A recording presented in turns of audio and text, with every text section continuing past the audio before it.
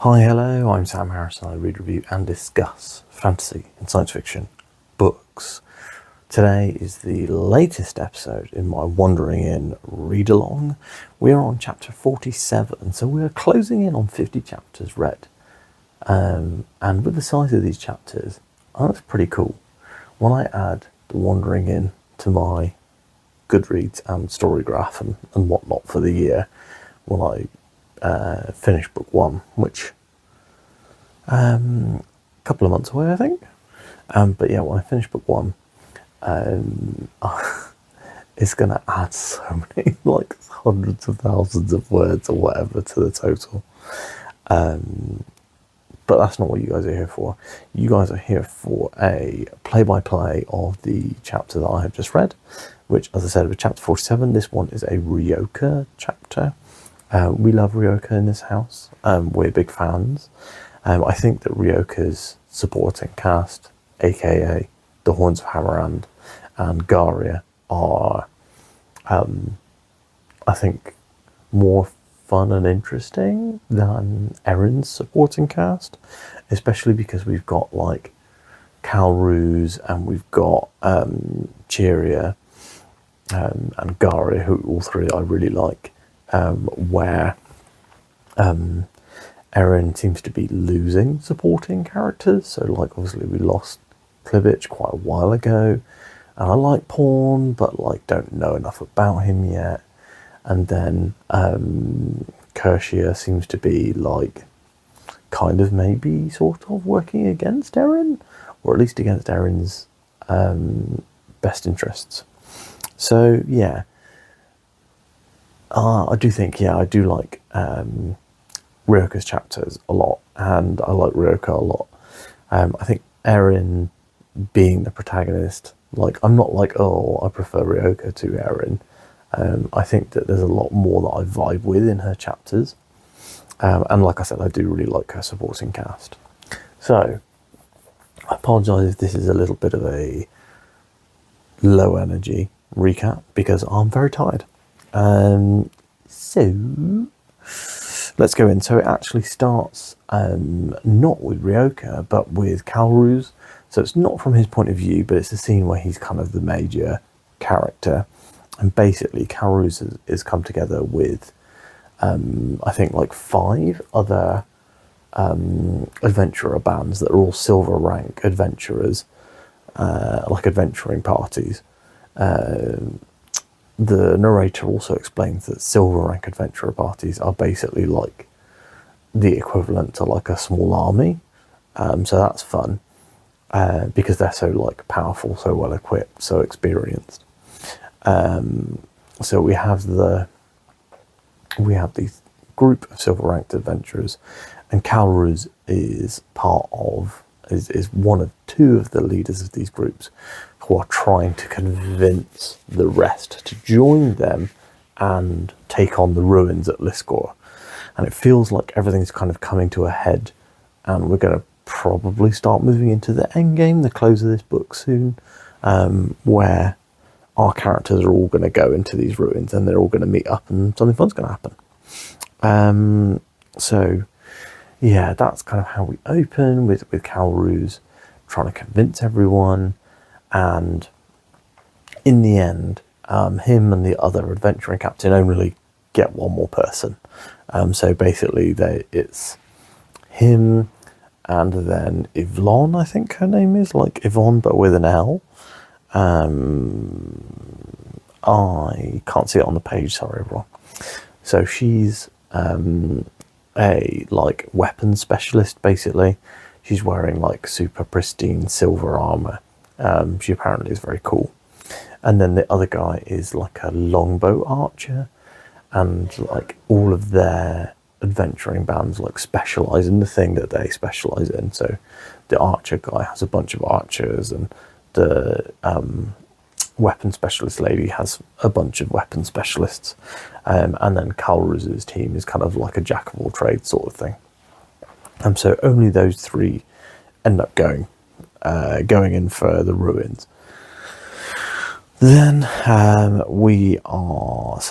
this chapter is quite interesting because it is basically like 3 conversations.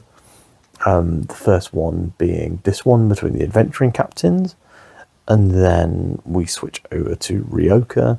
We find out that she's intensely hungry after having done magic, kind of like how back in the old days in the Silver Age, the Flash used to have to consume enough calories for the activity that he was doing, or like consume some calories to fuel his running, which was always kind of done because, like, if you run for an hour, you might burn, I don't know, 600 calories. And if the Flash is running, you know, marathons in seconds, he's burning, you know, like 10,000 calories in a second, and you can't replace that at the speed that you can, you know. Anyway, so that was always kind of dumb. They've got rid of that in the Flash comics, and now he uses a thing called the Speed Force, which is where all his power comes from, which is much more interesting, and allows you to do some fun stuff. But it does make sense that mages use kind of like their internal calories, or like the internal energy of the caster to cast spells. Absolutely makes sense. And apparently mages get really, really ravenous. Cheeria says she has eaten an entire ham after a big battle, which is quite funny. Then we hear about the Book of Levels, which is a thing that Cheeria says was around in her grandmother's time, which is a very long time ago, because we found out Cheeria is very old. And the Book of Levels is basically a philosophy which says that people can only gain a certain amount of levels. So if you start gaining levels in other classes than the one that you want to gain levels in, then you'll run out of classes, levels essentially on your main class eventually. This comes up because Ryoka's like, oh, I don't want to have to level to learn magic, because she's anti-leveling.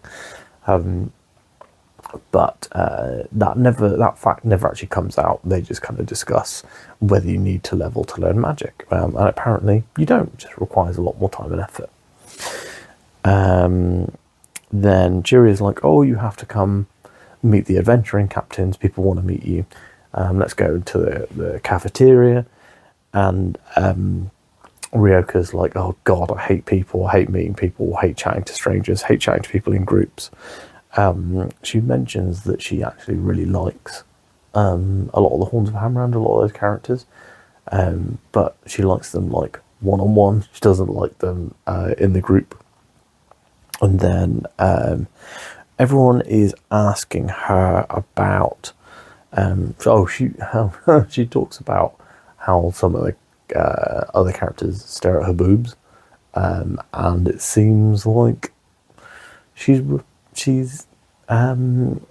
trying to say that she's well endowed in that area, but hard to tell, obviously, because she's not going to say like, oh, I've got giant boobs or whatever.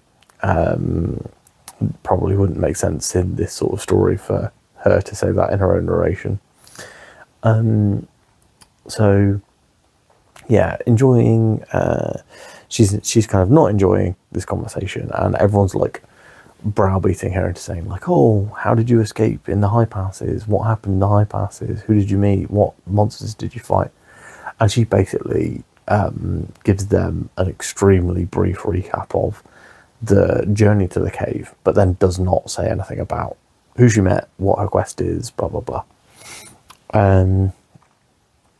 She then remembers that she left the dragon guy. She left his package and his letter up in Cheeria's room, so she has to go and get those. But basically, a lot of this chapter is discussion about how Ryoka managed to get through the high passes. The next thing that kind of comes up is that Yvonne mentions that she mentions that she is distantly related to Magnolia, and Magnolia has had her entire family and distant relations hunting for Ryoka and keeping an eye on her. Carol's is not a fan of that, let's just say. And then Yvonne's like, oh, I've heard that you're not just a good runner, I heard you're a good pugilist. And she's like, why don't you just say boxer in her head? And then someone else is like, oh, you mean a boxer? Which is funny. And then she's like, oh, I'd love to have a spar, I'll give you a handicap. And Ryoka's like, all right, I'm going to beat the crap out of this woman because she's annoying. And at the very end of the chapter, she's like, oh, have you heard of MMA by any chance? And the woman's like, huh? What's MMA? So next week's chapter, let's have a look. I hope next week's chapter is another Ryoka. Yeah, so the next week's chapter is another Ryoka one. Got some Garia in it. It starts off with a Garia POV, few lines, and then we move into the fight between Ryoka and Yvonne. So looking forward to that one.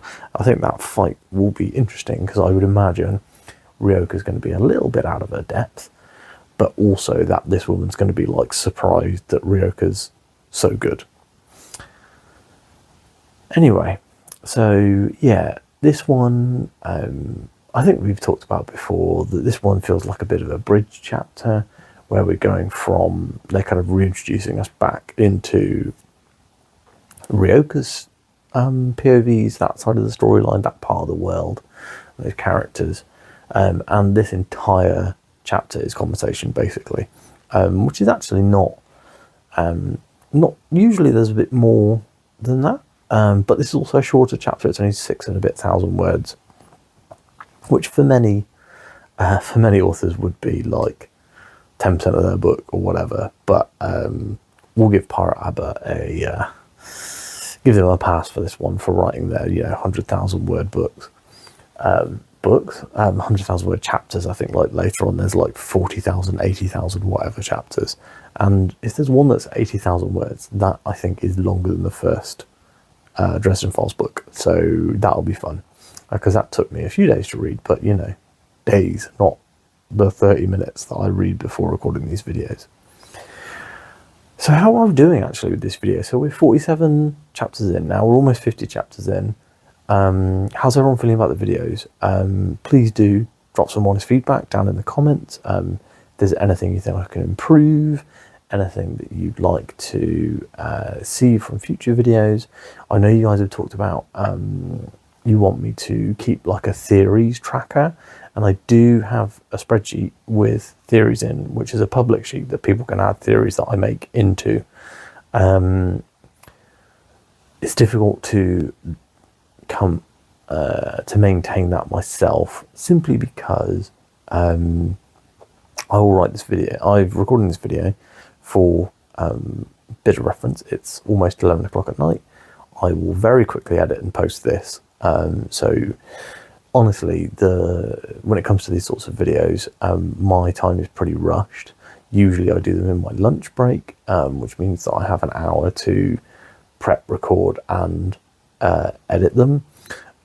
So I don't have a lot of time to maintain a second thing as a spreadsheet. If I remember big theories that I come up with and they're something that I want to put in there. But please do also, if you're watching this one, pop comments in there, pop my theories, and I'll check them out, and I'll go back over them. So like maybe when we finish the book, I will go through and see what theories I've spouted and whether any of them are right or wrong by the end of book 1. If you have anything else you want to chat about, please do drop down into the comments. As always, I'm always happy to talk with people. Love talking about the Wandering Inn. And if you like this video, please give it a like. And as always, make sure you subscribe, because every little subscription helps. Thanks so much for watching. See you tomorrow.